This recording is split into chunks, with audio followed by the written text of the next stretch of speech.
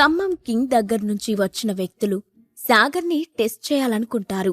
అది ముందే పసిగట్టిన సాగర్ వాళ్ళకి దురుసుగా సమాధానమిచ్చి జయదేవ్ విల్లా నుండి బయటకు వెళ్లిపోతూ ఉండగా జయదేవ్ అతన్ని అడ్డుకోవడానికి ప్రయత్నిస్తాడు. అయినా సరే సాగర్ అక్కడి నుండి వెళ్లిపోవడంతో జయదేవ్ కళ్ళు తిరిగి పడిపోతాడు. డాక్టర్ని పిలవండి అంటూ జయదేవ్ దగ్గరికి పరుగున వెళ్లాడు అతని అసిస్టెంట్.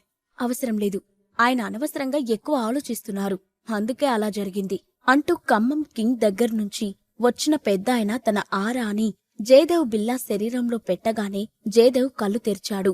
అతన్ని చూసి చిన్నగా నవ్వుతూ, నువ్వు ఈ కుర్రాడిని ఎక్కడ పట్టావోగాని భలే చురుగ్గా ఉన్నాడు అని అన్నాడు ఆ పెద్దాయన. జయదేవ్ కూడా దానికి చిన్నగా నవ్వి ఊరుకున్నాడు. ఖమ్మం రోడ్ల మీద సాగర్ తిరుగుతూ ఉంటే దూరం నుంచి కొంతమంది వ్యక్తులు అతన్ని గమనిస్తూ ఉన్నారు. వాళ్ళ లీడర్ అయిన హిరణ్య ఎవరికో కాల్ చేసి, బాస్, టార్గెట్ మా ఎదురుగుండానే ఉంది, మమ్మల్ని ప్రొసీడ్ అవ్వమంటారా అని చిన్నగా అడిగాడు. హా, కానీ మన టార్గెట్ కల్టివేషన్లో హై లెవెల్లో ఉన్నాడు. ఒకవేళ మీరు అతని చేతికి చిక్కితే వెంటనే అక్కడి నుండి తప్పించుకోండి, మన ఐడెంటిటీ బయటపడ్డానికి వీల్లేదు అని గంభీరంగా చెప్పాడు ఆ వ్యక్తి. ఆ క్షణంలో సాగర్ మొహంలో చిన్న చిరునవ్వు వచ్చి చేరింది. అతను తాను నడిచే వేగాన్ని పెంచాడు. ఆ తర్వాత నిర్మానుష్యంగా ఉన్న ఒక పెద్ద గ్రౌండ్లోకి వెళ్లి మాయమైపోయాడు. సాగర్ని ఫాలో అవుతూ వస్తున్న ఆ వ్యక్తులు ఒకరి మొహం ఒకరు చూసుకొని ఆశ్చర్యపోయారు. ఇప్పటివరకు ఇక్కడే ఉన్నాడుగా, అంతలో ఎక్కడికి వెళ్ళిపోయాడు అని అసహనంగా అన్నాడు హిరణ్య. అన్నా, వాడికి రెక్కలొచ్చుంటాయి, అందుకే ఎగిరిపోయాడు అని వెర్రి నవ్వుతో చెప్పాడు అక్కడున్న మనుషులలో ఒకడు. అది విన్న హిరణ్య వెంటనే ఆ వ్యక్తి తలపై కొడుతూ, తెలివి తక్కువ దద్దమ్మా, వాడు ఎక్కడున్నాడో వెతకమంటే ఇలా చందమామ కథలు చెప్తావా అని విసుక్కున్నాడు. అంతలో, రేయ్, ఎందుకురా నన్ను ఇంతసేపు ఫాలో అవుతున్నారు అని ఒక గంభీరమైన గొంతు వాళ్ళ వెనక నుండి వినపడింది. ఆ గొంతు సింహ గర్జనలా ఉండడంతో హిరణ్యతో సహా అక్కడ ఉన్నవాళ్లు అందరి వెంట్రుకలు నిక్కబొడుచుకున్నాయి. వాళ్ళు నెమ్మదిగా తల తిప్పి భయంగా వెనక్కి చూడగానే అప్పటి వరకు వాళ్లు వెతుకుతున్న సాగర్ పాకెట్లో చేతులు పెట్టుకుని బబుల్గం నములుతూ స్టైల్గా నుంచొని ఉన్నాడు. అతన్ని చూడగానే అక్కడ ఉన్న వ్యక్తులు అందరూ గుటకలు వేశారు. అన్నా, వీడిని దగ్గరగా చూస్తూ ఉంటే నాకు 6 అడుగుల సింహాన్ని చూసినట్టు ఉంది అన్నాడు అక్కడ మనుషులలో ఒక వ్యక్తి. దాంతో హిరణ్య కళ్ళు పెద్దవి చేసే అతని వైపు చూస్తూ, నోర్ముయ్ అని గంభీరంగా అన్నాడు. అప్పుడు సాగర్ వాళ్ళకి దగ్గరగా వెళ్తూ, రేయ్, మిమ్మల్ని ఇక్కడికి పంపించింది ఎవరు అని సీరియస్గా అడిగాడు. వాళ్ళు సమాధానం చెప్పేలోపే కుమార్ ఫ్యామిలీ, వసు ఫ్యామిలీ, డాన్ హాల్ వీళ్ళందరూ నాకోసం వెతుకుతూ ఉన్నారు, కాని ఈ వ్యక్తులను చూస్తూ ఉంటే వాళ్ళకి సంబంధించిన వాళ్ళలా అనిపించట్లేదు అని మనసులో అనుకున్నాడు. అంతలో అతనికి క్లౌడ్ క్యాబినెట్ గుర్తుకొచ్చింది. దాంతో కళ్ళు పెద్దవి చేసి, క్లౌడ్ క్యాబినెట్ ఖచ్చితంగా వాళ్ల మనుషులే అయి ఉంటారు అని అనుకున్నాడు. సాగర్కి కూడా రీసెంట్ గానే ఆ క్యాబినెట్ గురించి తెలిసింది. సీక్రెట్ కింగ్డమ్ లో జరిగే చాలా వరకు హత్యలు ఈ క్యాబినెట్ వాళ్లే చేస్తారు. దాని గురించి తెలిసిన వెంటనే టార్జాన్ని ఇన్వెస్టిగేట్ చేయమని కూడా సాగర్ ఆర్డర్ వేశాడు.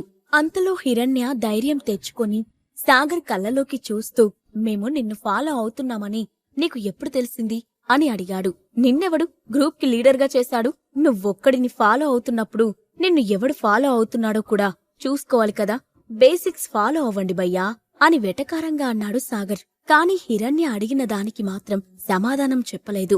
వాస్తవానికి హాస్పిటల్ నుండి బయటకు వచ్చినప్పుడే తనని ఎవరో ఫాలో అవుతున్నారని సాగర్ గుర్తించాడు. కాసేపు వాళ్ళని ఆట పట్టిద్దామని ఖమ్మంలో అటూ ఇటూ తిరుగుతూ ఉన్నాడు. సాగర్ అన్న మాటలకు హిరణ్యకి విపరీతమైన కోపం వచ్చింది. దాంతో అతను తన కుడికాలిని నేలమీద బలంగా కొడుతూ ఒక్కసారిగా గాల్లోకి ఎగిరి పిడికిలి బిగించగానే అతని చేతి నుండి ఎర్రని నిప్పు పుట్టుకు వచ్చింది. దానితో సాగర్ మీద దాడి చేశాడు. అప్పుడు అక్కడ పెద్ద విస్ఫోటనం సంభవించింది. సాగర్కి కనీసం రియాక్ట్ అయ్యే టైం కూడా ఇవ్వలేదు. అక్కడ ఉన్న మిగిలిన మనుషులందరూ సాగర్ పని అయిపోయిందని ఉత్సాహంగా కేకలు వేయడం మొదలుపెట్టారు.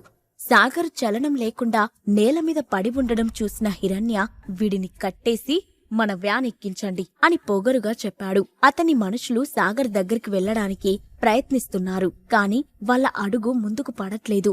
ఏం జరుగుతుందో తెలుసుకునే లోపే హిరణ్య అరచేయి నల్లగా మాడిపోతూ ఉంది. అతని కళ్ల ముందే తన ఎముకలన్నీ బూడిదలా మారి నేలమీద పడుతూ ఉంటే అది చూసి బిత్తరపోయి కేకలు వేయడం మొదలుపెట్టాడు. అప్పుడు సాగర్ హిరణ్య భుజంపై చేయి వేసి, నేను ముందు అడిగినప్పుడు సరిగ్గా సమాధానం చెప్పి ఉంటే నీకు ఈ గతి పట్టేది కాదు కదా అని నవ్వుతూ అన్నాడు. అంతలోనే అతనితో పాటు వచ్చిన వ్యక్తులు, అన్నా, మేము కదల్లేకపోతున్నాం, మమ్మల్ని ఎవరో భూమిలోకి లాగేస్తున్నట్టు అనిపిస్తుంది అని వణుకుతున్న గొంతుతో చెప్పారు. హిరణ్య కళ్ల ముందే తన మనుషులందరూ భూమిలో పాతుకుపోయారు. అది చూసి అతని కాళ్లు వణకడం మొదలయ్యాయి. నువ్వు ఈ గ్రూప్ లీడర్వి కాబట్టి ఇంకా ప్రాణాలతో బ్రతికి ఉన్నావు, లేకపోతే నీకు కూడా వాళ్ల గతే పట్టేది. మరీ బెట్టు చేయకుండా నిజం బయటపెట్టు అని హిరణ్యని చూస్తూ గంభీరంగా అన్నాడు సాగర్. నువ్వు నా దగ్గరికి రాకు, నేను నిజం చెప్తాను.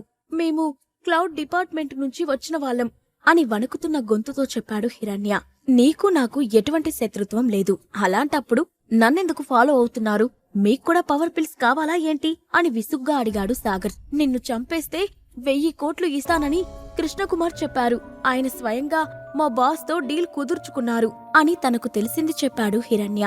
హో, కుమార్ అంకుల్ ఇంత కష్టపడుతున్నాడా అని చిన్నగా అన్నాడు సాగర్. అంతలో హిరణ్య ఏదో చెప్పబోయాడు, కాని అతని తల ఒక్కసారిగా పేలింది. అది చూసి ఒక పని అయిపోయింది అంటూ సాగర్ టిష్యూతో తన చేతికి ఉన్న రక్తాన్ని తుడుచుకుంటూ గన్ జేబులో పెట్టుకున్నాడు. ఆ తర్వాత ఖాళీ గ్రౌండ్ వైపు చూస్తూ, ఇప్పటికైనా నువ్వు బయటకు వస్తావా లేదా నన్నే నీ దగ్గరికి రమ్మంటావా అని గంభీరంగా అడిగాడు. అప్పుడు ఒక ముసలాయన అకస్మాత్తుగా సాగర్ ముందు ప్రత్యక్షమయ్యాడు. అతని కల్టివేషన్ లెవెల్ ఎంత ఉందో సాగర్ గుర్తించలేకపోతున్నాడు. మరోవైపు బుక్ సెక్టార్ మెయిన్ ఆఫీస్లో విధుర్ బలదేవ్ వైపు తీక్షణంగా చూస్తూ ఉన్నాడు. విధుర్ షర్ట్ మీద విశ్వ ఆర్గనైజేషన్ అని రాసి ఉండడంతో బలదేవ్ అతని వైపు కళ్ళు చిన్నవి చేసి చూస్తూ, మీ విశ్వ ఆర్గనైజేషన్ వాళ్లకు హైదరాబాద్ లో ఏంటి పని అని సీరియస్ గా అడిగాడు. హైదరాబాద్ ఏమన్నా నీ బాబుగాడి సొమ్మా? నేనిక్కడికి ఎందుకు వచ్చానో నీకెందుకు చెప్పాలి అని ఎదురు ప్రశ్నించాడు విధుర్. మీ విశ్వ ఆర్గనైజేషన్ వాళ్ళందరూ మదం ఎక్కి కొట్టుకుంటున్నారు, అందుకే నా ఆఫీస్కు వచ్చి నన్నే ఎదిరిస్తున్నావు అని పళ్ళు నూరుతూ అన్నాడు బలదేవ్. ఆ సమయంలో వీరేంద్ర కనుక అతన్ని అడ్డుకోకుండా ఉండుంటే ఈ పాటికి విధుర్తో భౌతికంగా గొడవ పడుతూ ఉండేవాడు. మీరు శైలజ అనే ఆవిడని కిడ్నాప్ చేసి తీసుకొచ్చారు, నేను ఆవిడని మీ నుండి విడిపించి వెళ్దామని ఇక్కడికొచ్చాను అని మొహంలో ఎక్స్ప్రెషన్ చేంజ్ చేయకుండా చెప్పాడు విధుర్. ఆవిడతో నీకేంటి సంబంధం అని చిరాగ్గా అడిగాడు బలదేవ్. ఆవిడ సాగర్కి అత్తగారు, ఆవిడని దౌర్జన్యంగా ఇక్కడికి తీసుకువచ్చారు, మర్యాదగా ఆవిడని నాకప్పగించండి అని సూటిగా చెప్పాడు విధుర్. విధుర్ నోటి నుండి సాగర్ పేరు వినగానే బలదేవ్ అలాగే వీరేంద్ర కూడా షాక్ కి గురయ్యారు.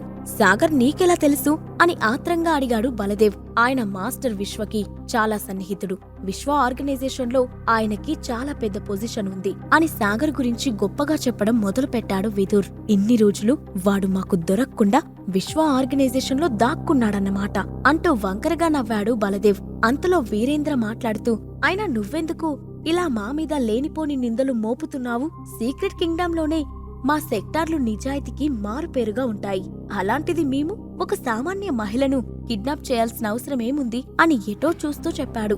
ఆవిడని మీరు ఇక్కడికి బంధించి తీసుకువచ్చారో లేదో మీకు తెలుసు, నాకు తెలుసు, కాబట్టి బుకాయించాలని చూడకండి అని అరుస్తున్నట్టుగా అన్నాడు విధుర్.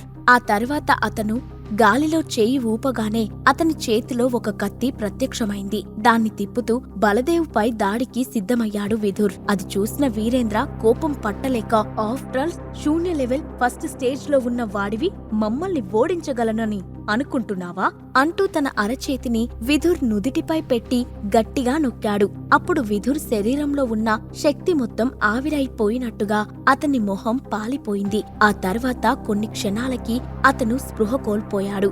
అంతలో ఒక వ్యక్తి ఆ రూమ్ లోకి ఎంటర్ అయ్యాడు. అతని వెన్నులో బాణాలు దిగబడి ఉన్నాయి. అతని నోటి నుండి అలాగే చెవుల నుండి కూడా రక్తం కారుతూ ఉంది. ఆ వ్యక్తి వీరేంద్ర పాదాల మీద పడి, మాస్టర్, ఐరన్ ఈవిల్ అలయన్స్ వాళ్ళు మన మీద ఆకస్మిక దాడికి పాల్పడుతున్నారు, మన సెక్టార్లన్నీ డేంజర్ లో పడ్డాయి అని అతి కష్టం మీద చెప్తూ ఉండగానే వీరేంద్ర కాళ్ళని పట్టుకున్న ఆ వ్యక్తి చేతులు జారిపోయాయి. అతని కళ్ళు శూన్యంలోకి చూస్తూ ఉండిపోయాయి. అతను చనిపోయాడని నిర్ధారించుకున్న తర్వాత వీరేంద్ర నెమ్మదిగా అతన్ని పక్కకి జరిపి అక్కడున్న మిగిలిన వాళ్ల వైపు చూస్తూ మీరందరూ యుద్ధానికి సిద్ధం కండి అని హడావుడిగా ఆ రూమ్ నుండి బయటకు వెళ్లిపోతూ ఉంటే ఎంట్రన్స్ దగ్గర విధుర్ అతన్ని అడ్డుకున్నాడు.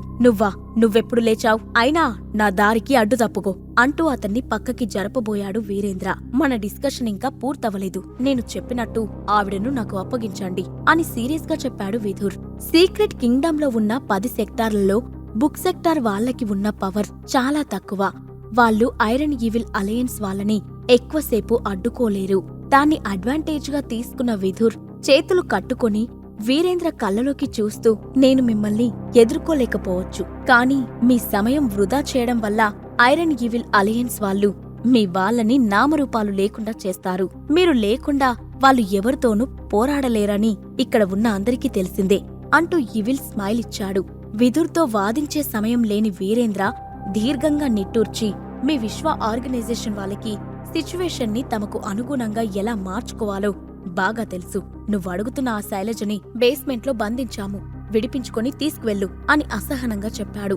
ఆ సమయంలో బుక్ సెక్టార్ వాళ్ళకి అన్నిటికంటే ముఖ్యమైనది ఈవిల్ అలయన్స్ వాళ్ళని అడ్డుకోవడం. అందుకే శైలజ ఎక్కడ ఉందో వీరేంద్ర చెప్పినా సరే వాళ్ళలో ఎవరూ ఒక్క మాట కూడా మాట్లాడలేదు. హడావుడిగా అక్కడ నుండి సైన్యాన్ని సిద్ధం చేయడానికి వెళ్లిపోయారు. వాళ్ళందరూ అలా వెళ్తూ ఉంటే వాళ్ళ శరీరాల నుండి విడుదలవుతున్న శక్తిని విధుర్ అనుభవించి అతని గుండెలపై చేయి వేసుకొని నా టైం బాగుండి ఐరన్ ఈవిల్ అలయన్స్ వాళ్ళు వచ్చారు కాబట్టి సరిపోయింది, లేదంటే ఆ ముసలోడు ఈపాటికే పాడ ఎక్కించేసేవాడు అని చిన్నగా అన్నాడు. ఐరన్ ఈవిల్ అలయన్స్ వాళ్ళు బుక్ సెక్టార్ మీద దాడికి పాల్పడ్డారన్న న్యూస్ కొద్ది క్షణాలలోనే సీక్రెట్ కింగ్డమ్ అంతా పాకిపోయింది. లాంగ్వేజీ అకాడమీలో ఉన్న కశ్యప్ అలాగే ముకుంద అయోమయంలో పడ్డారు. చాలా కాలంగా తమ ఉనికిని దాచుకుంటూ ఉన్న ఐరన్ ఈవిల్ అలయన్స్ వాళ్ళు ఇంత అకస్మాత్తుగా దాడి చేయడానికి గల కారణం ఏంటి అని శూన్యంలోకి చూస్తూ అన్నాడు కశ్యప్. దానికి కారణం ఏంటో నేను గెస్ చేశాను, కానీ అది కరెక్టో కాదో నాకు తెలీదు అని ఏదో ఆలోచిస్తూ చెప్పాడు ముకుంద. ముందు నువ్వు ఏమనుకుంటున్నావో బయటపెట్టు అని ఆత్రంగా అడిగాడు కశ్యప్. ఐరన్ ఈవిల్ అలయన్స్ వాళ్ళు అకస్మాత్తుగా బుక్ సెక్టార్ మీద దాడి చేయడానికి గల కారణం ఏంటి? సాగర్ ని ఫాలో అవుతూ వచ్చిన అజ్ఞాత వ్యక్తి ఎవరు? ఈ ప్రశ్నలకు సమాధానాలు తెలుసుకోవాలంటే నెక్స్ట్ ఎపిసోడ్ వినాల్సిందే. క్రింద ఇచ్చిన లింక్ ని క్లిక్ చేసి పాకెట్ ఎఫ్ఎం యాప్ ని ఇన్స్టాల్ చేసుకోండి. Stay tune to pocket FM.